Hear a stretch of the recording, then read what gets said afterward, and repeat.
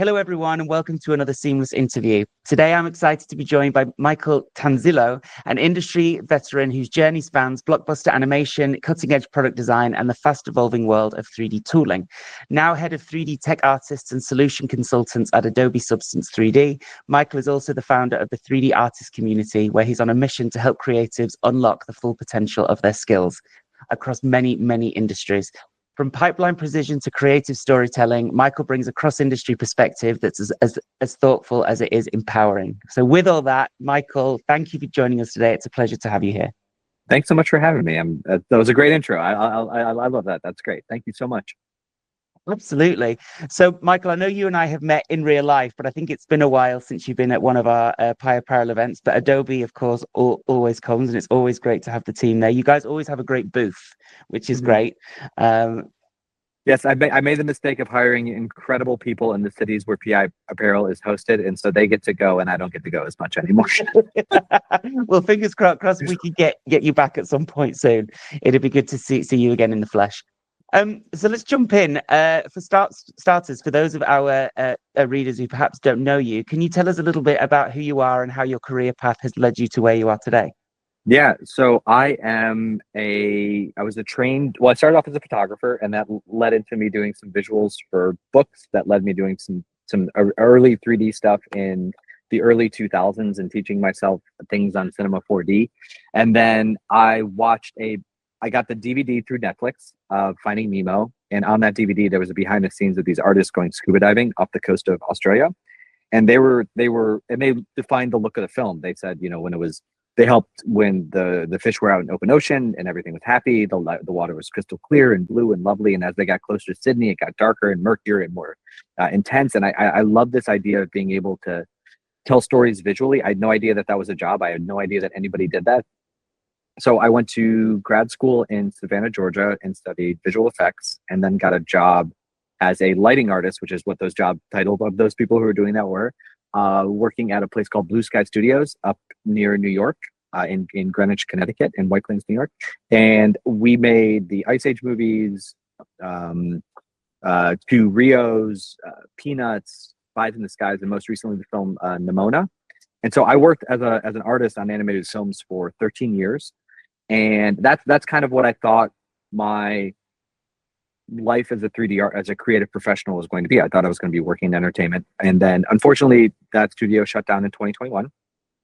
And I was kind of like looking to what I was going to do next. And I talked to a friend who worked at Adobe and said, like, oh, you should, we have this demo artist position open. And I thought at the time, oh, this is great. 3D is entertainment, it's video games, I'll expand my scope a little bit. I'll talk to a couple more companies, make some connections. It was a 6-month gig. And I was like, I will, and hopefully this will help me land something more permanent. And I got to Adobe, and I talked to 0 video game companies. I talked to 0 entertainment. I talked to almost no. And I started, and I realized, because I had been so in my own little world of just entertainment, that I didn't realize that 3D was being used in apparel design and fashion, or product visualization, or automotive as much as it was. Because I've always thought of it as producing these beautiful final images, and not as much as being a product that could help in the design process.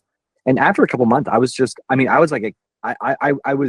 learning all this new information. I mean, when you work somewhere for 13 years and you get laid off, like you have this terrifying thing, like, can I do anything else? Like, I have all this knowledge from this place that doesn't exist anymore and that nobody needs me to know. And I found out pretty quickly that I still have a youthful enthusiasm for learning new things. So I allowed myself to be naive and about these processes, and especially the apparel design process, and really kind of dove in, and it exposed me to all these new opportunities. And so when the 6 months was finishing up, I had the opportunity to go full time at Adobe, and then took on this role where I'm leading the team. And so now there's 8 of us that do that. We're basically consultants that work with companies on their 3D workflows, and I've been just the most incredible team of artists sprinkled all over the world who help companies with this stuff. So that's how I am and how I got to be where I am today. I love it. A fun ride. And I love that Finding Nemo was the film that inspired all of this. It's a great film, so I can see why.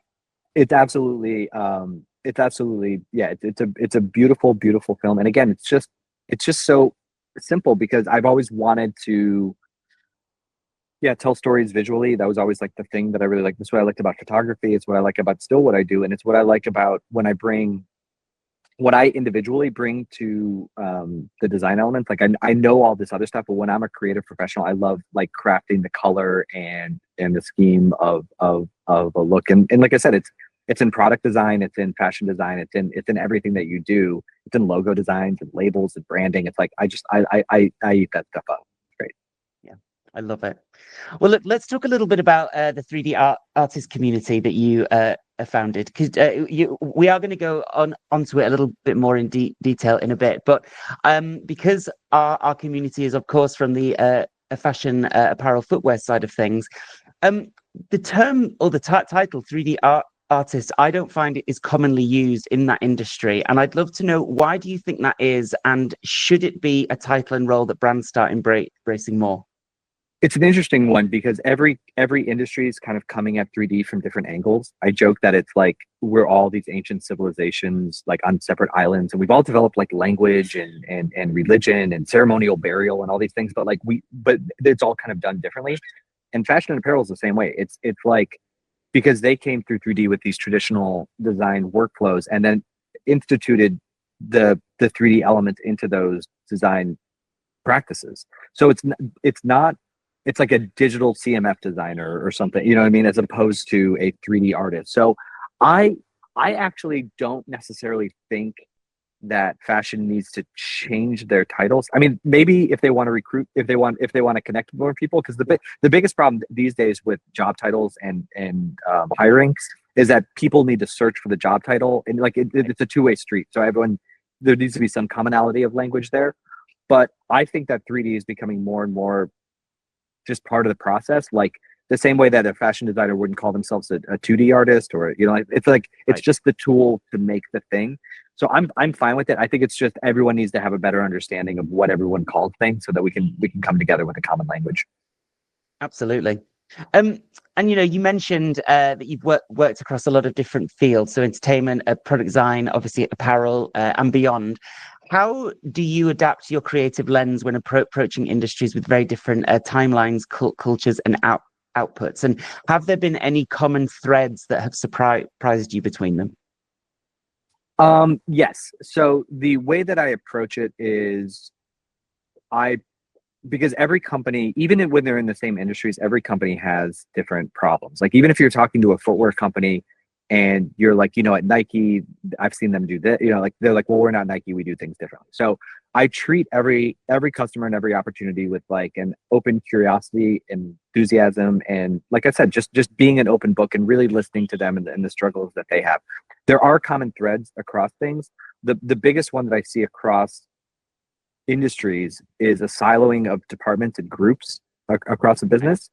So I do a lot of work with larger companies, but this is true even in smaller places too. So you have, somebody who will like in the apparel design, it'll be, somebody will, like a pattern maker will do their thing, and then it's like somebody else will build it in Clo, and then it gets, a tech pack gets created and it gets sent to the manufacturer, and then the 3D files just kind of fade away, and then all of a sudden, but it's like if you can, the commonality is like people who can tie together all of these workflows across the entire process, and the design elements feed into the 3D software, which creates these elements, which can then be later used in like marketing and pushing things out to the customers. Because a big and again, this is an apparel specific one, is that the tools were designed for the design process and not for visualization at the back end. So when executives see the design, they're like, that looks great, but we're never going to show that to the customer. And they don't understand that, like, if you just make some tweaks and like, change this material and use this render instead of Clo, like you can make photoreal stuff. And it's totally understandable because so much work, attention, and detail goes into the physical material that they're scared. Because it's the problem with 3D. It's like when it's done really well, you don't notice that it's 3D. Right? Like you don't like, because they're like, oh no, I know a 3D thing. That looks like a video game. We don't want our stuff to look like that. It's like, well, everything on the IKEA website is 3D too. And they're like, wait, what? And it's like, so there's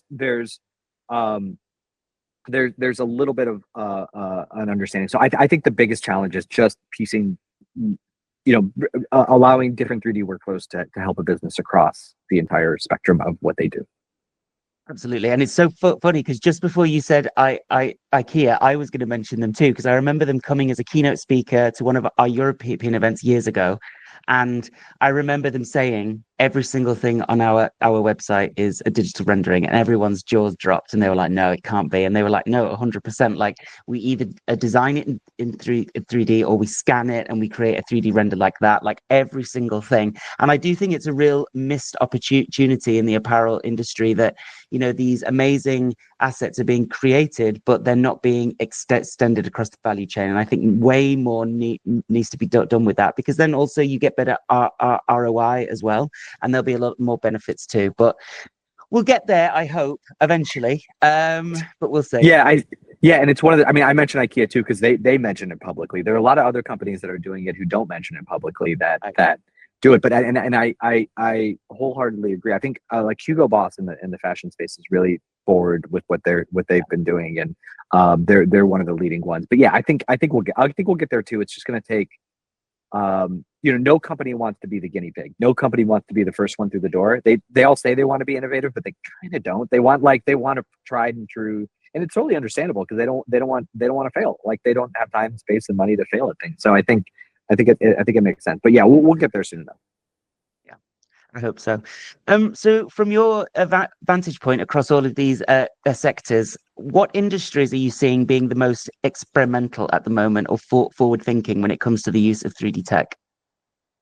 Footwear, probably. I would say footwear is they are doing so many cool things in using 3D in their, not only in, because they'll use it to design the forms of the shoes. They'll use there's a lot of 3D printing to avoid prototypes being built at manufacturing centers and shipped and everything. So they'll just have a 3D printer in house to do their early design iterations. So again, these normally would be 2D designs that were sent to a manufacturer, sent back to them, and then and there would be inevitable undisclosed 3D things that they didn't see in the 2D design. So instead of doing that, it's like build it in a 3D application and then print it, and you don't necessarily need the detail of the material. Like, of course, it's going to be plastic, whatever the printer is, but you still have the form of the 3D, you still have the colors, you still have the basics of it, and they're able to speed up their stuff very like they reduce time on their iterations, and also like environmental impact and the cost, and like you'd be amazed at how much companies spend on just shipping things on a boat. It's nuts. Yeah.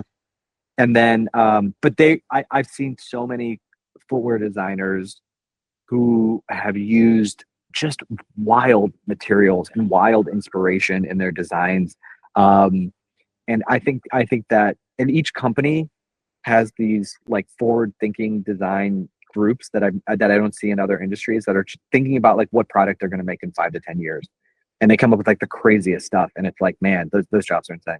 So a lot of it is the history of footwear design and how it's kind of like a thing. But I would say they've got they're using 3D in as a design first tool in a lot of companies, which is really cool. Yeah, nice. We actually we launched our first footwear specific event earlier this year. I'm trying to remember if Adobe was there, but it's Stride in Portland. Yeah. And it's a community that I dip my toes into as part of our broader apparel group. But obviously, especially nowadays, I think the two worlds are very far apart. I think when we first launched, footwear seemed to be way more advanced than apparel. But I think with the emergence of Clo and Browswear and all of those tools, it's really kind of tipped on its head. But it was amazing. The energy in the room from the footwear crowd was amazing. I think they're doing such cool things, and there's this real thirst for knowledge and change. And a lot of them are real champions at that, when I think within a lot of brands, especially since the pandemic, there's been a lot of pushback on it. But yeah, it was an amazing event to be at, and I can't wait to do it again next year. And one of the things like talking about connecting things, and this is just a really random one that I've seen, is that, because I've worked with automotive companies and I've worked with footwear companies, you'd be amazed at how like similar their workflows are. Because like, yeah, like especially from a CMF designer standpoint, like it's the same basic materials, like soft goods. People come in contact with them. Like the touch feel is so important for like the brand identity and the quality of the customer experiences. The overall form is kind of like there's similarities in that they both have to have performance with style, and there's legacy built in, and like it's really interesting because I'm at this vantage point where I'm like talking to these companies in the same day, and I'm like, wow, you all are approaching similar problems, similar situations. It's really kind of fun to see. So yeah, if you're in footwear, like you're not that far away from designing cars, I think. Yeah, 100%.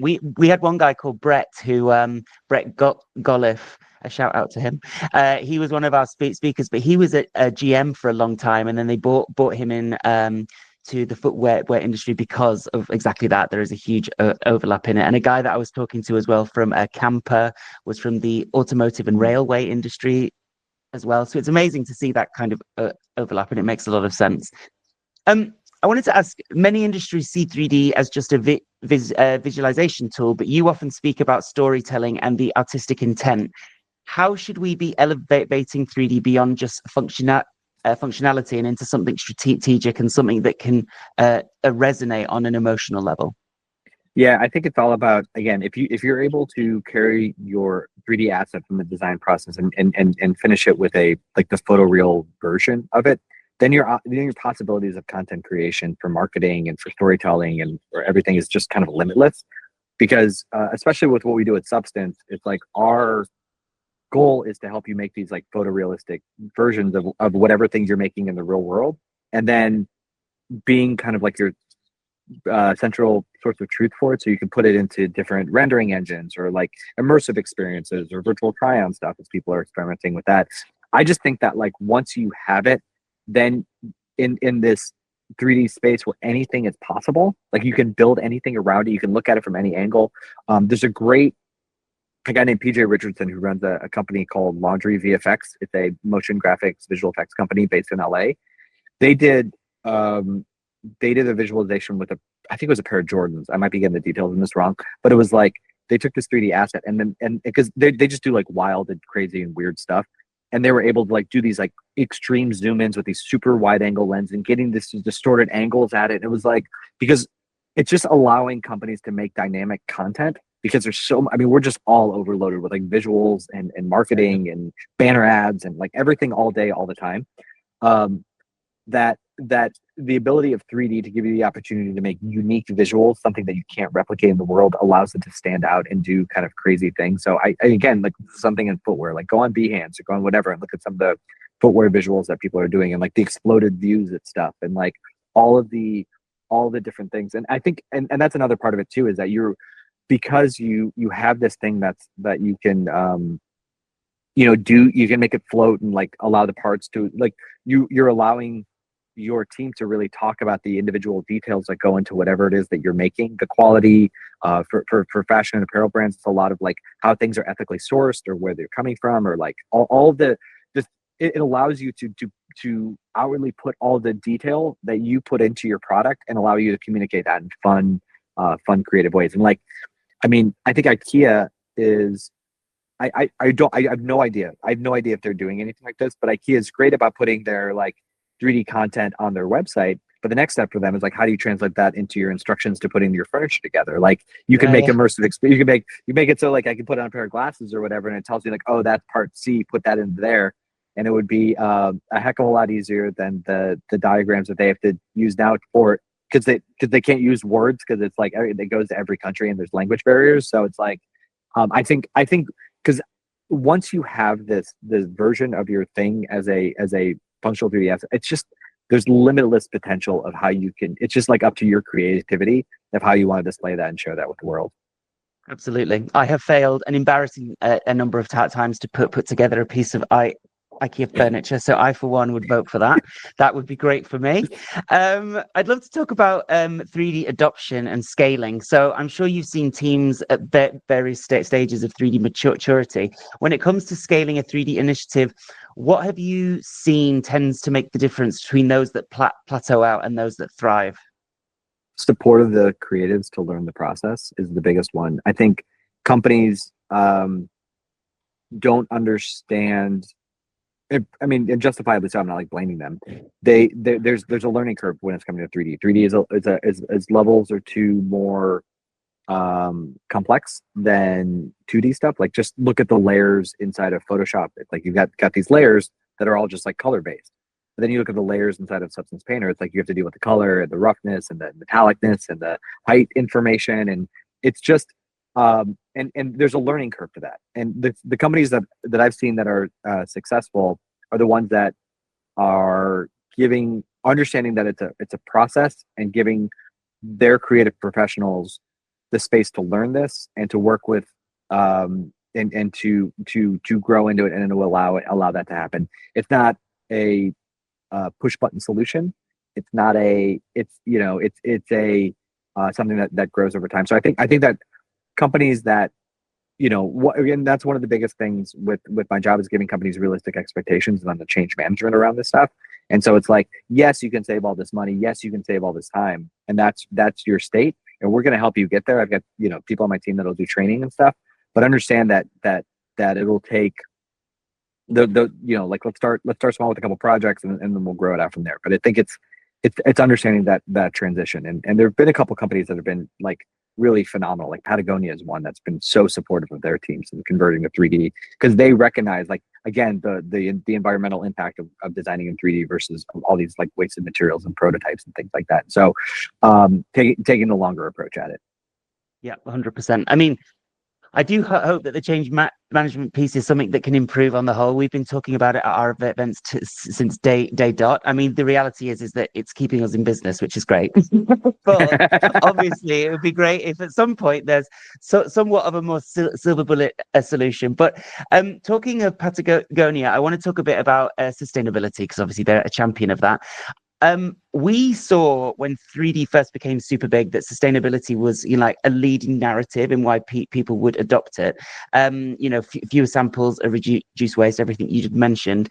Do you still see that story is landing with leadership today, or has it shifted? And if it has, what narrative tends to move the needle most effectively these days? Well, it's an interesting one. I'm gonna be 100% honest with you on this one. So I think it is still moving the needle, and I think that because companies want to make a promise to their consumers that they're making an environmental impact, and like, but how do they actually do that?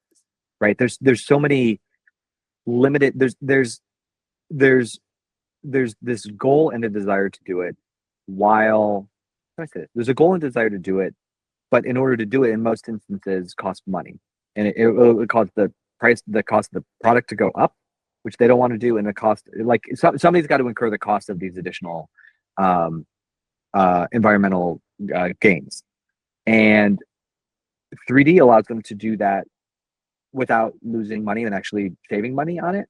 So it's because like because they'll lots of times it'll be like I'll be talking to them and like start to list out the gains and say, like, you'll save this much money on shipping, you'll save this much time on your design process. Also, you'll save this much on your carbon emission, your carbon footprint on this. And they'll say like, oh, because they don't always necessarily think about that first, because they're just trying to keep, and again, I'm not blaming anybody. They're just trying to keep people employed. They're trying to keep the lights on. They're trying to run their business. And I think it's a very noble thing what they're doing. But then when you also tell them that, like, in this process, you can also fulfill some of the promises that you have about reducing your carbon footprint, that's when they're like, yes, that. But it's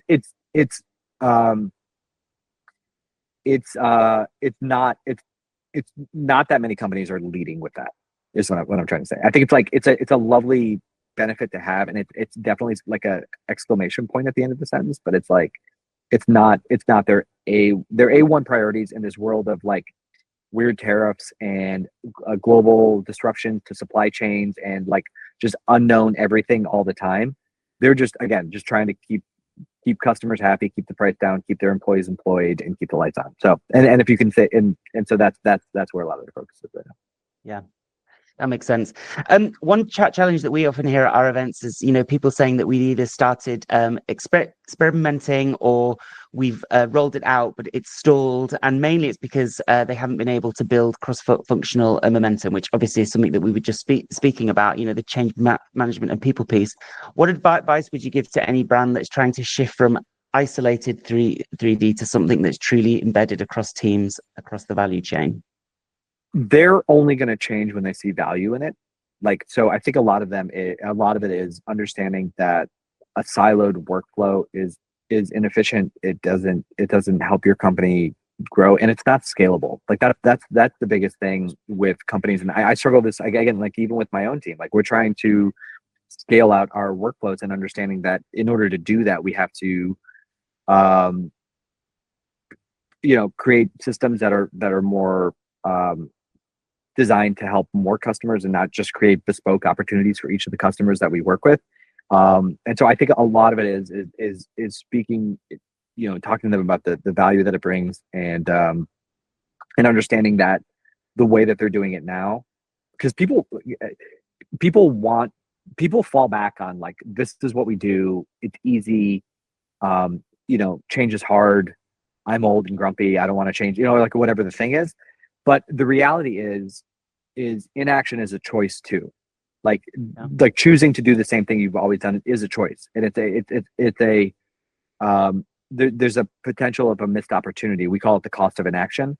And so there's a cost of inaction if you choose to do things the same way. So letting people know that even that choosing to do things the way that they always have is an active choice that has outcomes to it, and it'll delay, in many cases, an inevitable change. So it's like, do it now, do it right, save money in the long term.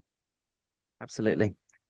It would be remiss of me to talk about 3D and DPC in general without talking about AI, of course. Of course. I'm sure you're sick of talking about AI at this point, but let's do it. Let's dive in.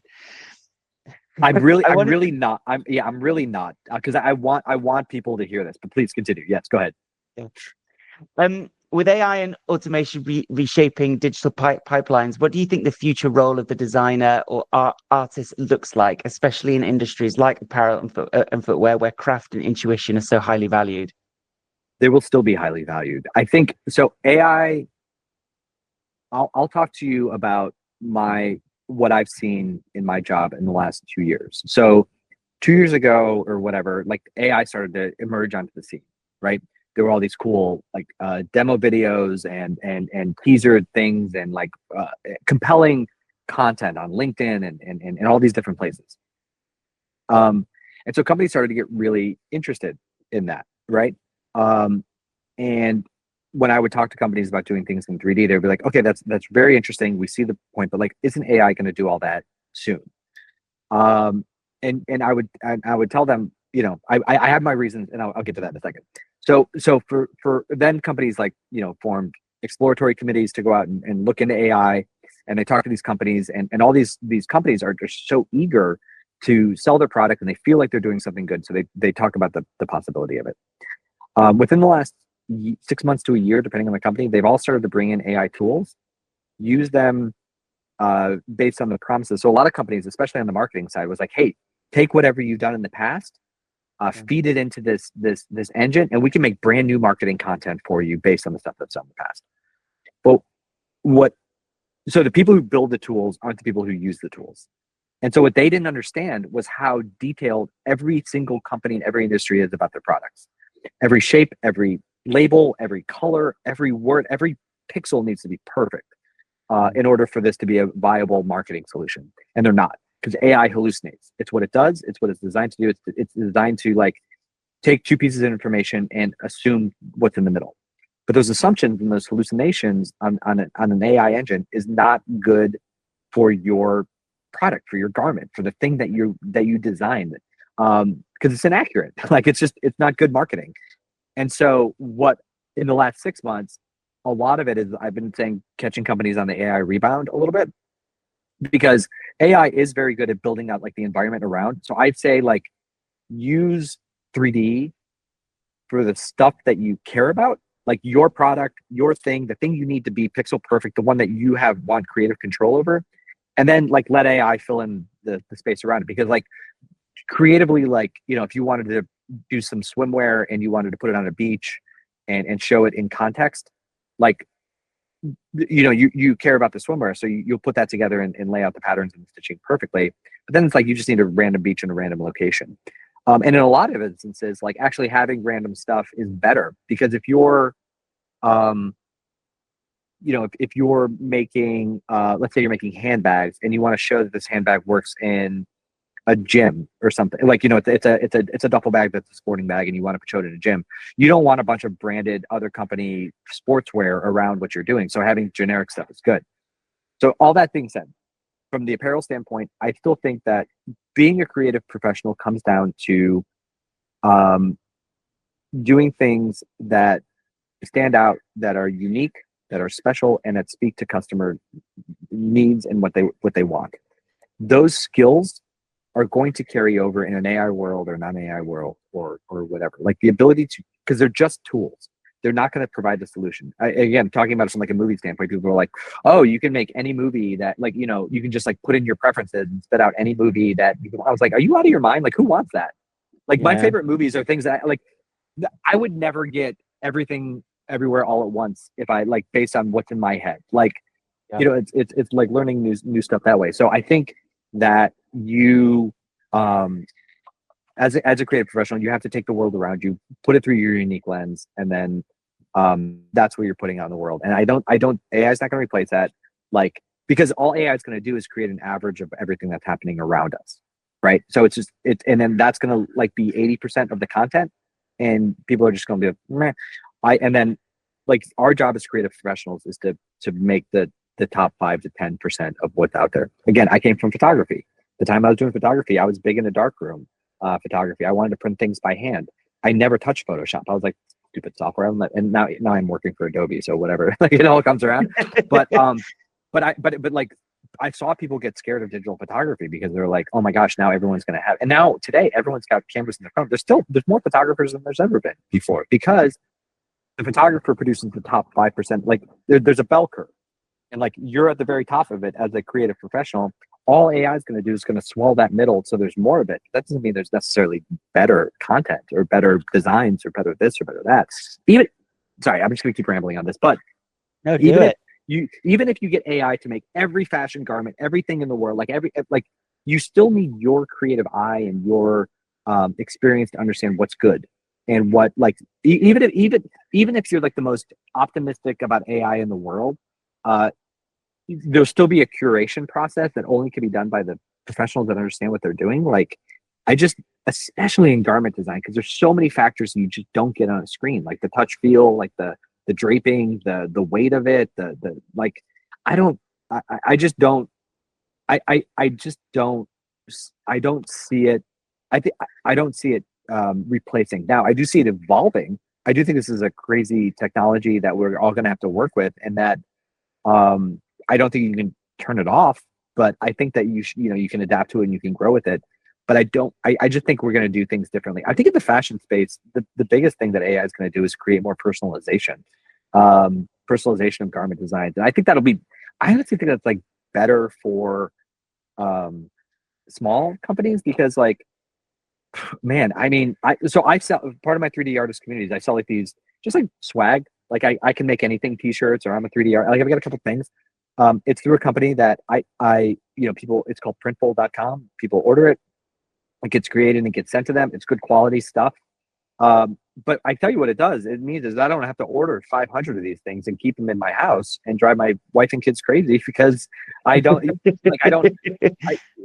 think that like on-demand stuff will help companies, because you can create more unique designs that don't have to scale. I had a buddy who was marketing at a frozen yogurt place in New York, and he would come up with all these like crazy frozen yogurt flavors that like Merlot and all these like really cool ones. And every time, because they would do like a flavor of the month, and every month they would end up just going with like spicy chocolate, because that's what people wanted, because they had to do it at scale. And the same thing with fashion. I mean, how many designs are like as a guy, like, dude, how much blue and gray and black stuff can I possibly own? Like, I want some color in my life, my God. But I get why companies do that, because it's like, okay, more people are going to buy that than the weird orange color that I want.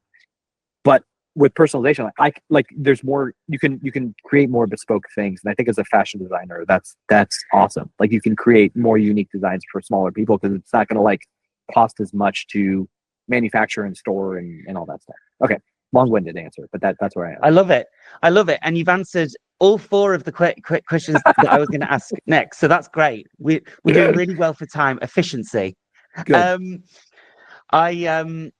I do hope that yeah, I completely agree. I think there is a huge opportunity now for this industry to leverage AI for the good and to go down that on-demand personalization route. My worry is that there are going to be people that are just going to use it to make more and quicker, and I hope that that doesn't become the case en masse. But I do think there is a great opportunity, and especially for smaller and more independent designers and brands, which I think would be great. So, as I said, we've gone through a load of other ones that I had prepped. So let's talk about Adobe Substance a little bit. Adobe Substance, of course, sits at the crossroads of creative freedom and technical precision. How do you balance empowering creative exploration with the need for consistency and scale across enterprise environments? Oh man, that's a great question. I mean, I find that especially with creative professionals, you don't need to do much to inspire their creativity. I think it's more about like giving them the ability to create something that they can technically produce. So I think it's a lot of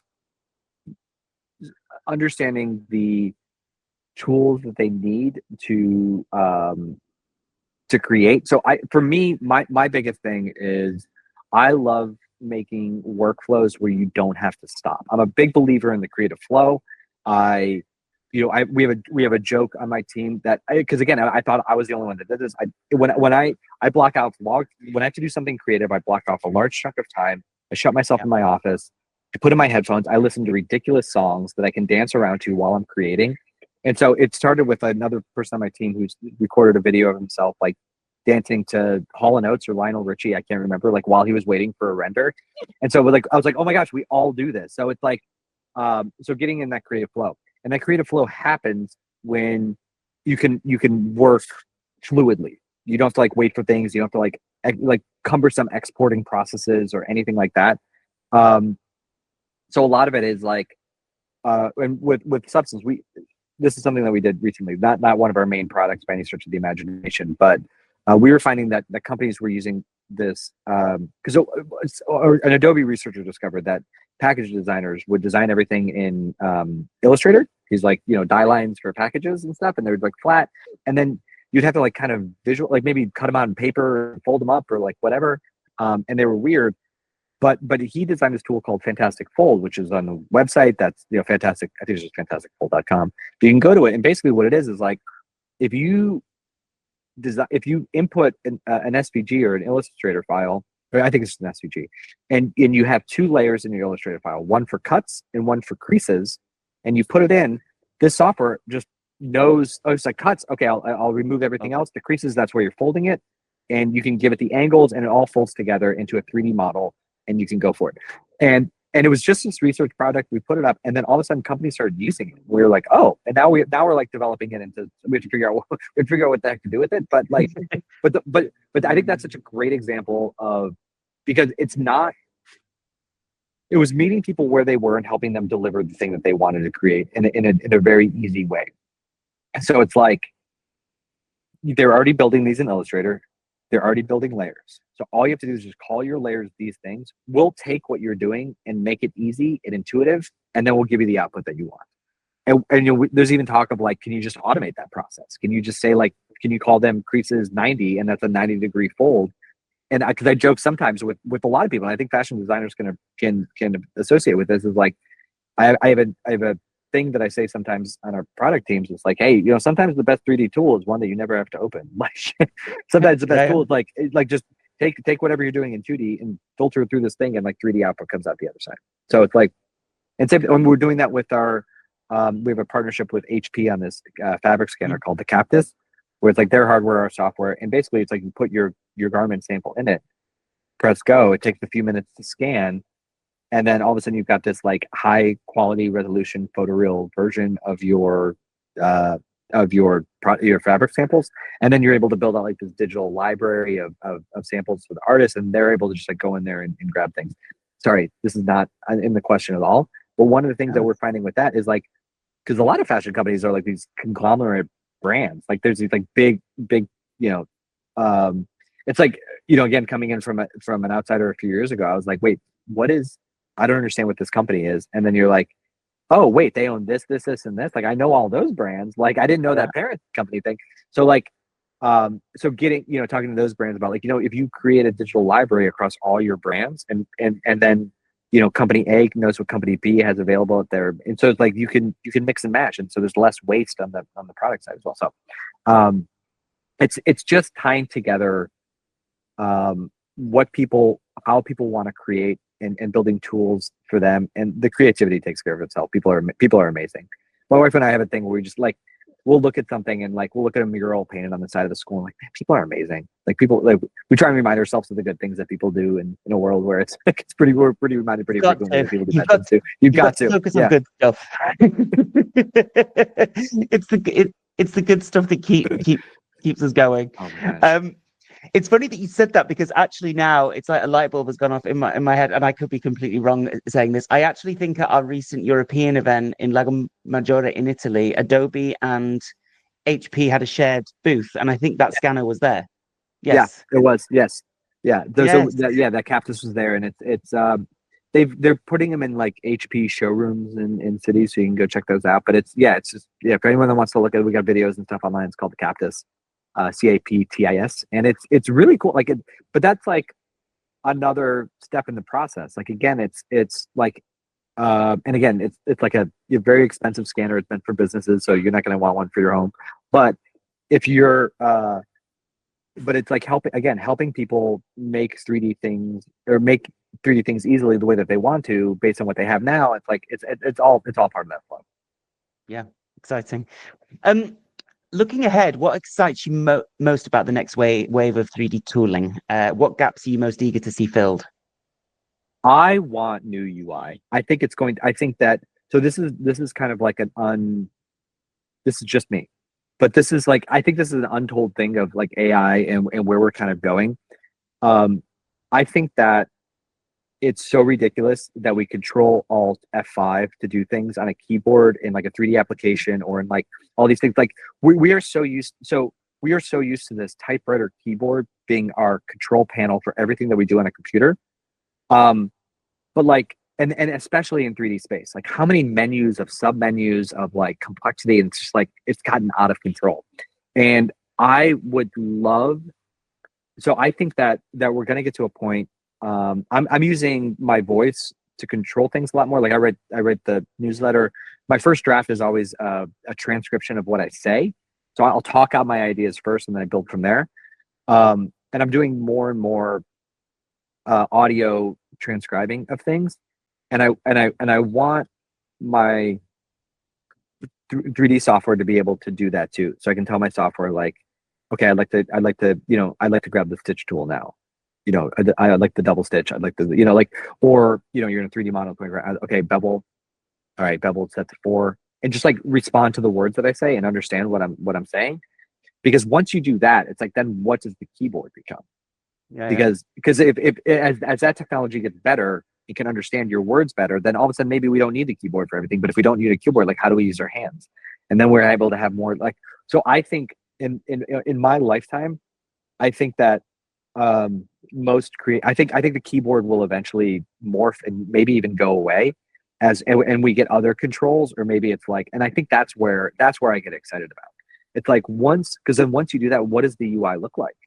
Like what is the interaction? Like what is it? And part of it was, I had a real aha moment when the first time I had a Quest, and we have the Adobe team has a modeling program called Modeler that works in VR space. And I'd never done anything like that before. And I got the goggles and I put them on, and I was sitting at my desk, and I was like, okay, and I was trying to find the model on the desk, and it was like behind me because it was the room size. And I realized all of a sudden, like I've got these controllers in my hand, and I'm able to like stretch and morph the thing with my body. And because you're so used to doing it with these little teeny tiny mouse movements, that the second you do it the way that you're supposed to, the way that, like we're naturally designed as these physical beings, you're like, wait, why am I right mouse clicking while holding? Like it's all weird. Like I just want to move my body to make these things. And I think that's something that I'm very excited about. Yeah, very cool. So I hope there is a day that you and your your team, you're not only dancing around to all of the music that you love, but you're also like screaming out instructions to the tools too. And it's just all unfolding in front of you. That would be very cool. Man, you are painting a picture of my ideal workflow. Isn't that like that's actually what I want?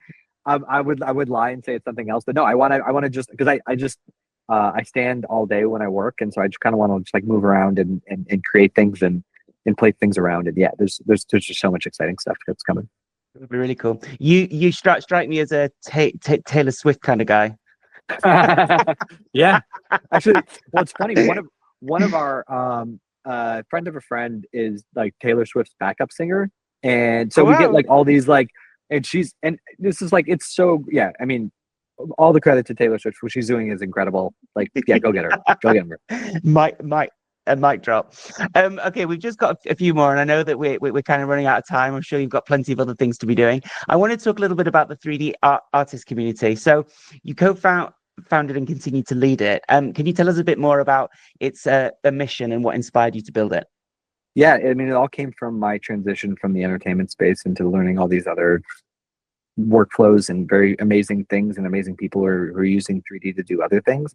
And it really was inspired by so it started with like, it was a year or two after I'd gotten into this job and really got my feet under me and got an understanding of it that I wanted to find a way to communicate what all these other industries were doing and kind of connecting people together. I'd written a book on lighting for animated movies. I co-wrote a book years ago. And so I was like, oh, maybe I'll write a book. And then I remembered how hard that was. And I was like, no, thank you. Not doing that again anytime soon. So I was like, what's like the fastest way I can get some proof of concepts out? And I was like, newsletters were starting to be like more and more popular. And I was like, you know what? I just went on Substack one day and just created an account and I just called it the 3D artist because like that was the first thing that came to my mind. And I was like, all right, let's go that. And then, and so I just started writing these newsletters about, different topics but mostly centered around like, either A, what it means to be a 3D artist and how to succeed, but mostly around this idea of like exposing other 3D industries to various people so everyone knew the available opportunities because this came at a time when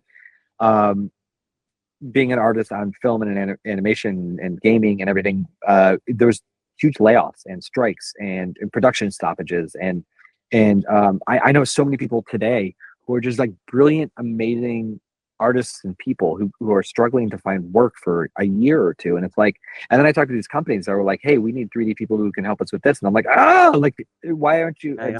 I just want to connect everybody. And again, it's a lot of like, a company will post that that they want a digital CMF designer. And then I've got this person over here who's designed digital versions of clothing for films for 2 decades and have like or like they have, it's just like, you just have to learn like a little bit to bridge the gap between the things and they don't see each other. And so just trying to bridge the gap both ways. And then, yeah, so I started writing a newsletter. It really started resonating with people. I got better at it. They were pretty bad at first, like, but that's the way it is when you make something new. And then that led into people saying like, hey, we want to connect with some of these people that you're talking to. And so again, same way I just kind of like went and I did a lot of research on because I wanted to build an online community because I see all these like Discord servers for different groups. They always just felt like noise to me. They didn't feel like genuine community because it felt like very a take centric approach to it. It was very much like, I need this. I'm struggling with this. And then people would grab what they needed and leave. And I wanted to build a space where people could support each other and come together and talk about things and grow together. And so I did a lot of research and I joined a community and I took classes on how to build a community. And a really dumb thing that came out of it, which was like a little bit of money to join it it creates buy-in. But I didn't want or need to profit from it. So I built a model where it's $20 a month right now for anybody who wants to join the community, but that money goes into a pool that we use for the community. So it's like, it goes into, we buy software licenses, we pay for workshops and things like that, but we're going to start, and it's grown. There's now like 80-ish people in the community. We've got a really tight group of like 20 or 30 people who are active participants. I've made a lot of friends through it and really what happened was is we started getting people in, a lot of people from the apparel space, a lot of fashion people, because we realized a lot of them are by themselves at companies, or like, looking for more support. So a lot of that, and then it's like all of a sudden we realized, we looked around and we're like, hey, we've got an incredible group of people, and we're learning all these things from each other. Like, we need to do something. So we're starting to do more like research projects and funding those through the community, and a lot of things. So it's really all about making sure that every creative professional who knows 3D is fully aware of all the opportunities that they have available to them. That was the initial goal, and now it's just like a very cool third space for artists to hang out. Like, I'm obsessed with this idea of the third space. You've got your home, your work, but like, where do you spend your other time? And obviously, like, I'd like something in the real world, so I do some more real world events too. But like but this is like your digital third space, where you can hang out with people who are creative, who are like you, but also can push you and help you understand new things, and you can help them. And it's like, it's a really lovely space to grow and be together with people. Nice. I love that. And yeah, I mean, I love the whenever I see your posts, one, I love the branding. I didn't know you had merch. So if anyone else loves branding too, there is merch available. But no, it's always like really good and really good energy behind what you share. And I think that the mantra and mission of it is so important too. So thank you for doing that. And I see you're doing that on top of your full-time job. It's additional work. So yeah, I think it's such an important thing to be doing. It's one of those things too. It's and I feel fortunate, because it's not like so much my time, but like, Adobe gives me the space to do it. Like, they support me. They've been nothing but like kind about it, and even doing like interviews like this, like, I can be my own individual in the world, and as long as I think I have to put somewhere that, like, views and opinions are my own. As long as I tag that to everything I do, so I'll say it here: views and opinions are my own. I'm a guy named Michael. I'm not Adobe. I don't like, but it's but they've support, and then it's really led to, and again, like, a lot of what I'm doing with the newsletter now is part of what I do with work, which is, again, being optimistically curious, and now that I'm older and more comfortable in my skin and what I do professionally, it's like, if I do something, or if I talk to somebody and I don't understand the term that they use, or the thing that they said, or the software that they just brought up, like, I'll stop them and be like, hey, I'm sorry, I don't understand that acronym. Can you explain that to me, please? And what I found is that, because I think this happens when you get older, you just assume that everybody else knows exactly what they're doing, but I think we're all just kind of figuring it out as we go along. And so, like, I was just talking, and in the community, we do AMAs most Wednesdays. We'll bring somebody in from the community, and we've had people from like Nike and Apple and all these like really incredible, anything from fashion designers to immersive people. And the last one was a good friend of mine who I worked with for a long time, but she's now running like she wants to run like a company that's focused on ethical AI workflows for creative professionals. Her name's Nikki Tomeno, and she started talking about LoRa's in her thing, and I was like, okay. I don't know what a LoRa is. Can you please explain that to me?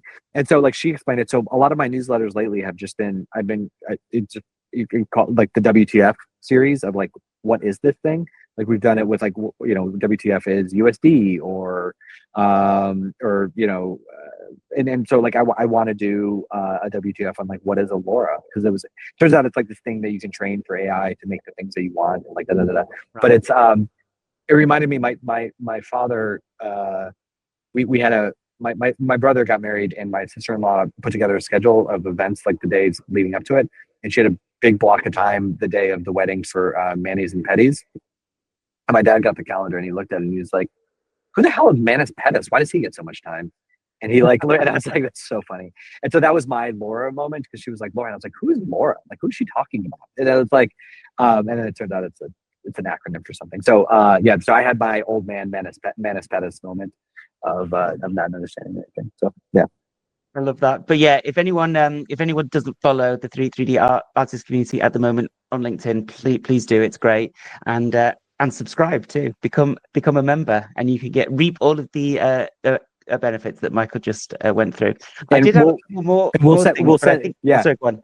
No, and we will send you swag if you join. Yeah, free swag. Who doesn't love free swag? I did have a couple more things, but I actually think that you covered all of it. Your answers have been so good for all of these things. So yeah, I think we've gone through a community and the disconnect between opportunity and talent. So yeah, I think we've hit the nail on the head across the board. So Michael, thank you so much. I'll leave you to your sunny garden outside of San Fran. It looks lovely. But thank you for your time, and I hope to see you IRL at some point soon at one of our events or somewhere else. Absolutely, Michael. And if you ever need me back for anything, I very much enjoyed talking to you as well. So yeah, I look forward to seeing you in the real world at some point. But if you ever need me back, let me know.